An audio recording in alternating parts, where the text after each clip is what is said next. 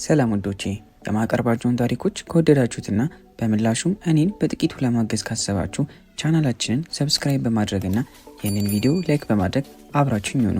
በ1919 እንደ ኤሮፓውያን አቆጣጠር በበርሚንግሃም ጭስና ጥቁር አቧራ መሃል የፒኪ ብላይንደርስ ታሪክ ይጀምራል። ከአንደኛው የዓለም ጦርነት አስፈሪ አውድማ የተመለሱት የሼልቢ ወንድማማቾች በቶማስ ሼልቢ መሪነት የከተማውን ቁልፍ በእጃቸው አስገብተዋል። ከወንድሞቹ አርተር፣ ጆን እና ፊን እንዲሁም የቤተሰቡ የጀርባ አጥንት ከሆነችው አክስታቸው ፖሊ ጋር በመሆን የበርሚንግሃምን የታችኛው ዓለም ይገዛሉ። ቶሚ ለጥቅሙ ሊያውላቸው የሚችላቸውን በርካታ የጦር መሳሪያዎች በአጋጣሚ ያገኛል። ነገር ግን እነዚህን መሳሪያዎች ለማስመለስ ዊንስተን ቸርችል መርማሪ ካምቤልን ይልካል። ካምቤልም ለተልእኮ እንዲረዳው ግሬስ በርገስ የተባለችውን ሰላይ ፒኪ ብላይንደርስ ንብረታቸው በሆነው ጋሪሰን መጠጥ ቤት ውስጥ ተቀጥራ መረጃ እንድታመጣ ይልካታል። ነገር ግን ግሬስ ወደ ቶሚ እየቀረበች ስትመጣ ሁለቱ በእውነት ፍቅር ውስጥ ይወድቃሉ። በዚህም ምክንያት ግሬስ ከስራው ለመልቀቅና መሳሪያዎች ያሉበትን መረጃ በመስጠት የቶሚን ደህንነት ለማስጠበቅ ወደ ካምቤል ትሄዳለች። ነገር ግን ካምቤል ራሱ ግሬስን የማግባት ፍላጎት እንዳለው ሲነግራት ነገሩ ይበልጥ ይወሳሰባል። ለፒኪ ብላይንደርስ ችግር የሆነባቸው መሳሪያዎቹ ብቻ አልነበሩም። ቶሚ የፈረስ ውድድሮቹን ውጤት ማጭበርበር ይጀምራል።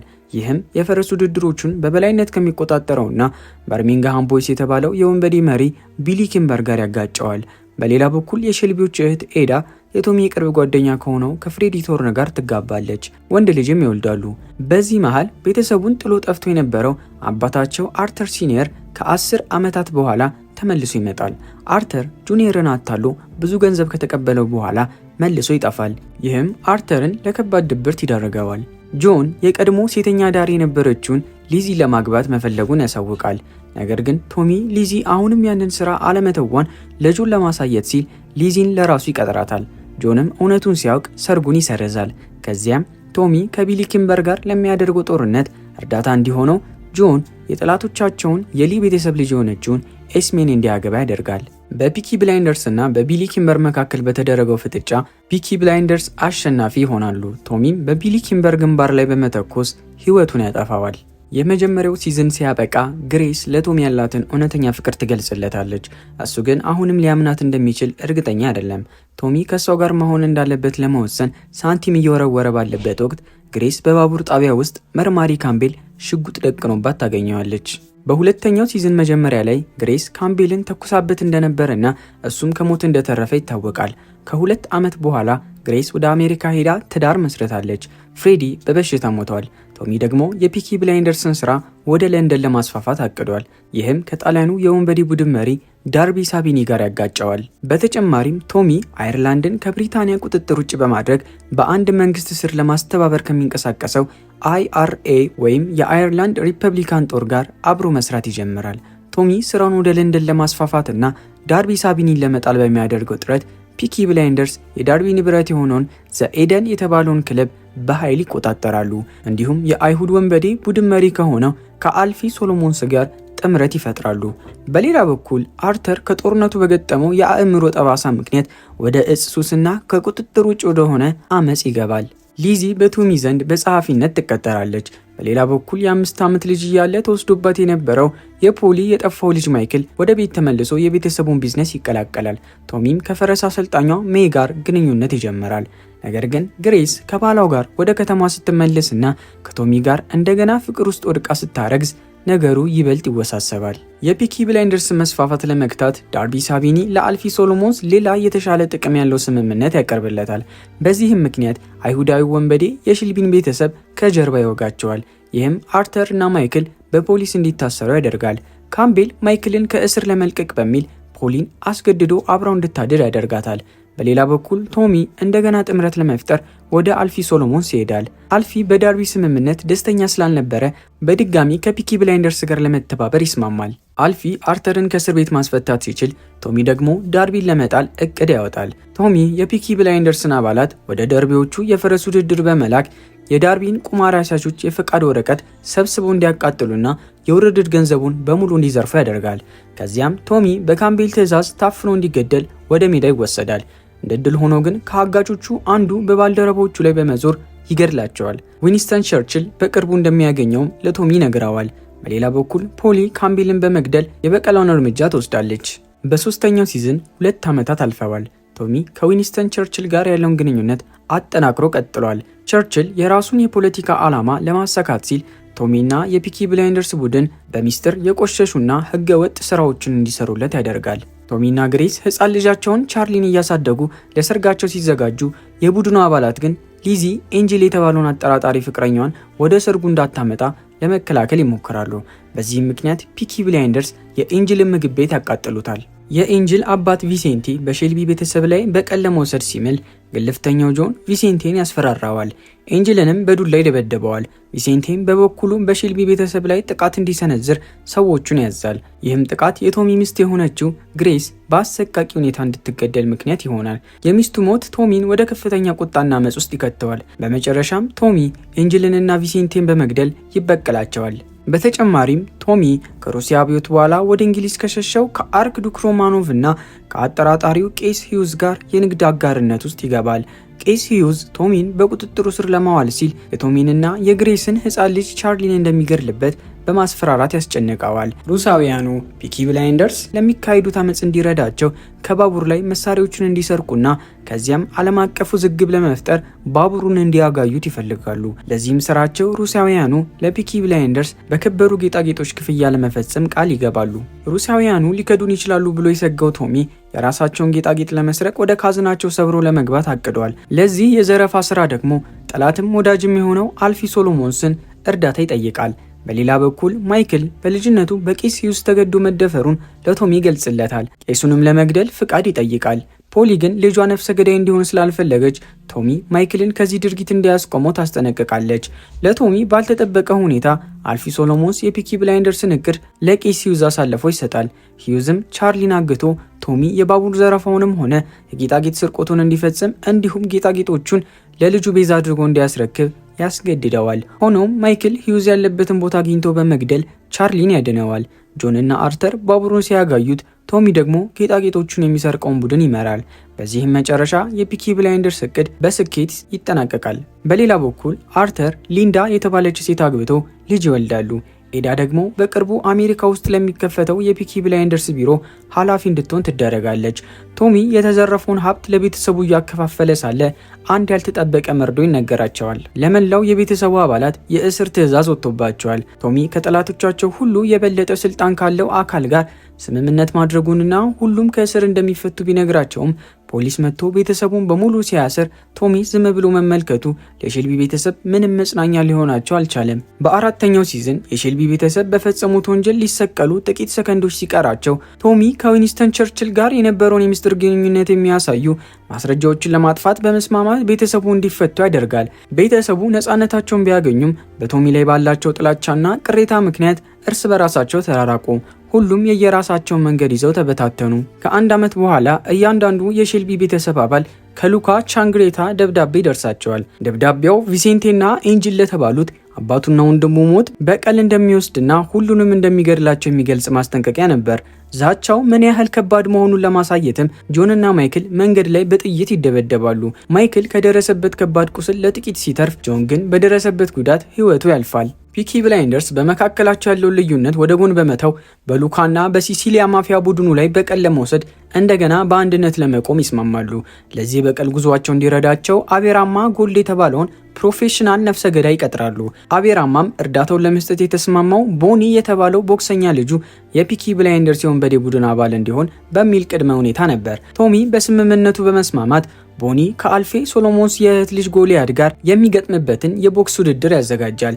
በዚህ መሃል ሉካ ወደ አልፊ በመሄድ ቶሚ ሼልቢን ለመግደል የሚያስችል ሴራ ያቅዳል። ግድያውም በዚሁ የቦክስ ውድድር ላይ እንዲፈጸም ይወሰናል። በውድድሩ ወቅት ቶሚ ከሞት ቢያመልጥም የሉካ ሰዎች ግን አርተርን የገደሉት ይመስላል። ቶሚ የተሸነፈ በመምሰል ሉካን መጠጥ ማከፋፈያ ጣቢያ ውስጥ ይጠራዋል። ንብረቶቹንም በሙሉ ለሲሲሊያ ማፊያ ቡድን አሳልፎ ለመስጠት ይስማማል። ነገር ግን ይህ ሁሉ በቶሚ የተጠመደ ወጥመድ ነበር። በድንገት ሞቷል የተባለው አርተር ብቅ ብሎ ሉካን ይገድለዋል። ከዚያም ቶሚ በድጋሚ ክህደት ወደ ፈጸመበት አልፊ ዘንድ ይሄዳል።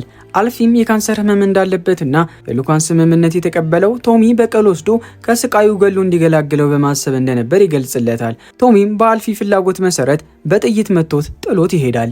ፒኪ ብላይንደርስ የንግድ ጣጣቸውን ሲፈቱ የሼልቢ ቤተሰብ አባላትም በግል ህይወታቸው ለውጦችን ማሳየት ይጀምራሉ። ፖሊና ቤራማ ጎልድ የፍቅር ግንኙነት ውስጥ ይገባሉ። እንዲሁም ቶሚና ሊዚ ሩቢ የተባለች ሴት ልጅ ይወልዳሉ።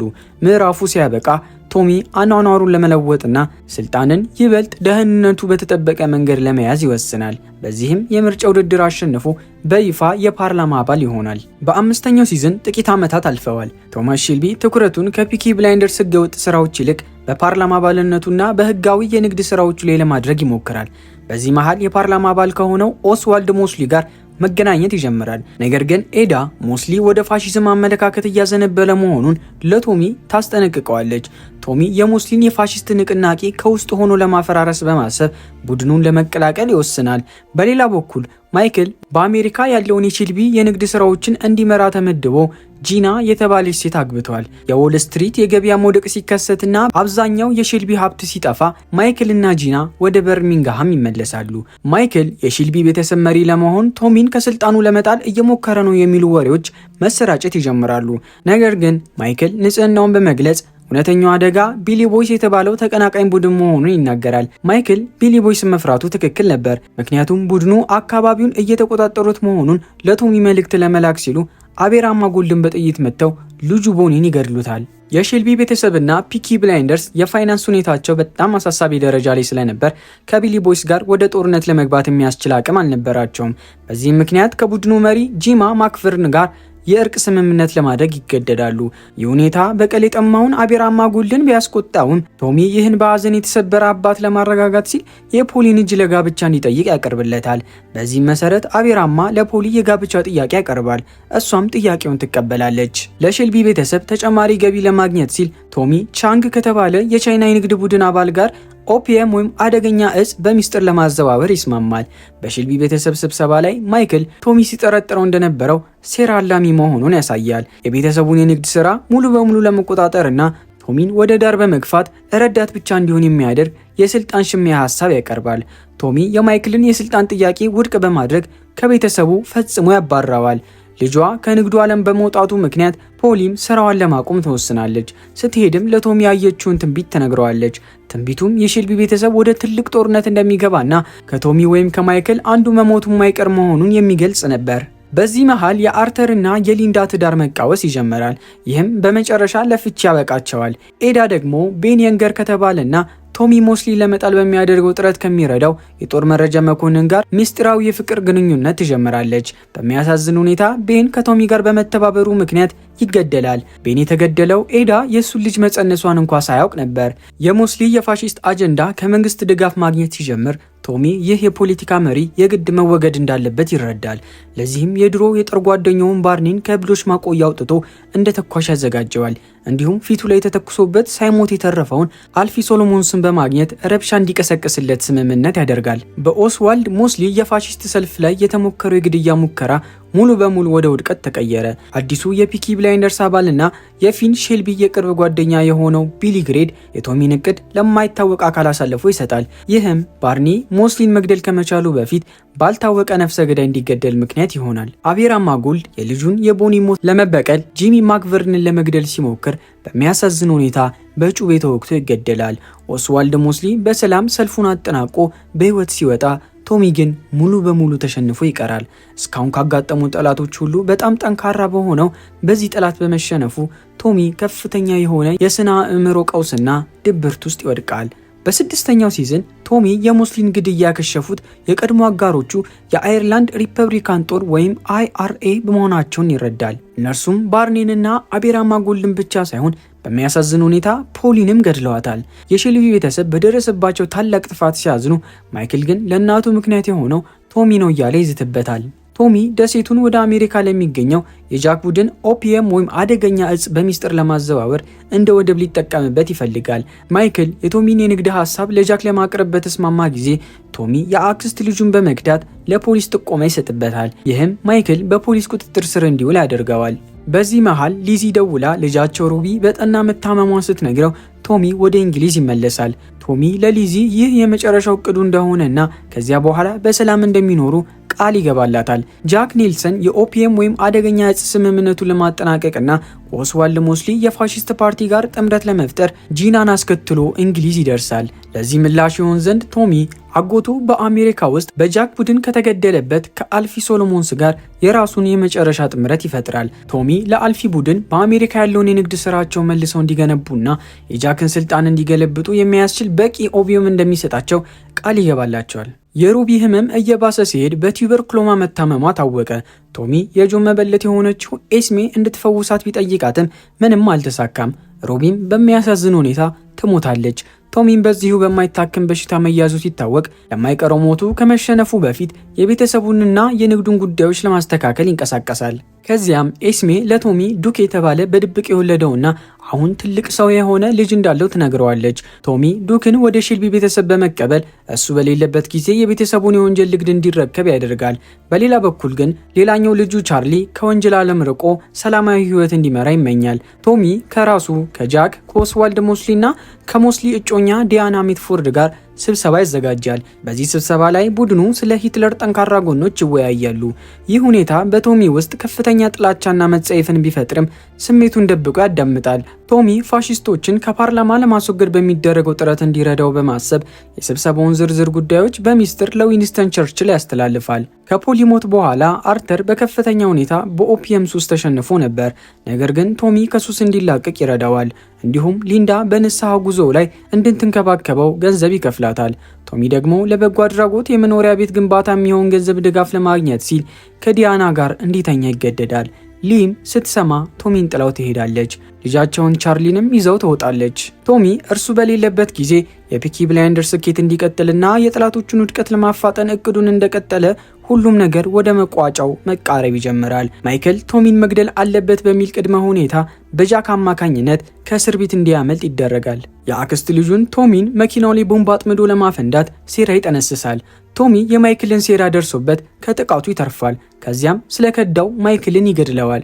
ይህም ከቶሚ ወይም ከማይክል አንዱ ይሞታል የሚለውን የሟች የፖሊን ትንቢት ይፈጽማል። በመቀጠል ቶሚ በመጨረሻ ቢሊ ግሬድን እንዲገድለው ለፊን ሼልቢ ትዕዛዝ እንዲሰጥ ዱክን ይልከዋል። ዱክ ለፊን ጓደኛውን እንዲገድል ትዕዛዝ ቢሰጠውም ፊን እምቢ በማለት በገዛ ቤተሰቡ ቡድን ላይ ያምጻል። በዚህም ምክንያት ዱክ ቢሊን እራሱ ይገድለዋል። ፊንንም ከፒኪ ብላይንደርስ ፈጽሞ ያባርረዋል። የአየርላንድ ሪፐብሊካን ጦር ወይም አይኤርኤ ከፋሺስቶች ጋር ያላቸውን ጥምረት በመቀጠል አርተር ሼልቢን ለመግደል ሙከራ ያደርጋሉ። ነገር ግን ሱስን አሸንፎ ንቁ የነበረው አርተር ሁኔታውን በመቀልበስ አጥቂዎቹን ድል ያደርጋቸዋል። የቡድኑን መሪ ካፒቴን ስዊንግንን በመግደል በመጨረሻ ለአክስቱ ለፖሊ ተገቢውን በቀል ይበቀላል። ህመሙ በቅርቡ እንደሚገድለው የተረዳው ቶሚ ለቤተሰቡ የስንብት ሰላምታ ይሰጣል። ከአርተር በስተቀር ግን ሌሎቹ የቤተሰቡ አባላት የሞቱ ጊዜ መቃረቡን አያውቁም ነበር። ቶሚ ሲለያቸው ጠንካራና ቆራጥ የሆነችው እህቱ ኤዳ አንድ ቀን ለፖለቲካ ስልጣን እንድትወዳደር ሲል ያበረታታታል። ከአንድ ወር በኋላ ቶሚ ሞቱን እየተጠባበቀ ተገሎ መኖር ይጀምራል። ህይወቱን በገዛ እጁ ለማጥፋት እያሰበ ባለበት ወቅት በሩቢ መንፈስ አማካኝነት ይቆማል። ቶሚ በቱበርክሎማ መያዙን የነገረው ሐኪም በእውነቱ የኦስዋልድ ሞስሊና የፋሺስት ፓርቲ የቅርብ ጓደኛ መሆኑን ይገነዘባል። የሞት ዜናው እሱን ለማታለልና ሞትን እንዲቀበል ለማድረግ የተሸበረ ተንኮል መሆኑን ካወቀ በኋላ ቶሚ ሐኪሙን ለበቀል ይፈልገዋል። ነገር ግን ቶሚ አሁን የተቀየረ ሰው በመሆኑ የሐኪሙን ህይወት ይመራዋል። ከቀድሞ የወንጀል ህይወቱ ጋር የሚያያዙትን ነገሮች በሙሉ አቃጥሎ በሰላም ወደ አዲሱ ህይወቱ ያመራል። የቶሚ ሼልቢ ጉዞ ከበርሚንግሃም ጭስ ተነስቶ እስከ ስልጣን ማማ ድረስ ቢዘልቅም መጨረሻው ግን እንደ ንስር አዲስ ማንነትን በመላበስ ተደምድሟል። ከቶሚ ወይም ከማይክል አንዱ ይሞታል የሚለው የፖሊ ትንቢት በማይክል ሞት ቢፈጸምም ቶሚ ራሱን በገዛ እጁ ለማጥፋት የወሰነበት ቅጽበት ግን ለብዙዎቻችን ትልቅ ጥያቄ ጥሎ አርፏል። እናንተስ ቶሚ ሼልቢ ያንን አጭበርባሪ ዶክተር ሳይገድለው መተው የደረሰበትን የሞራል ልዕልና ያሳያል ወይስ የቶሚ መለስለስ መጀመሪያ ነው ትላላችሁ? ቶሚንስ በቅርቡ በሚወጣው አዲስ ፊልም ላይ በምን አይነት ሁኔታ እናገኘዋለን? ሀሳባችሁን በኮሜንት መስጫው ላይ አጋሩኝ።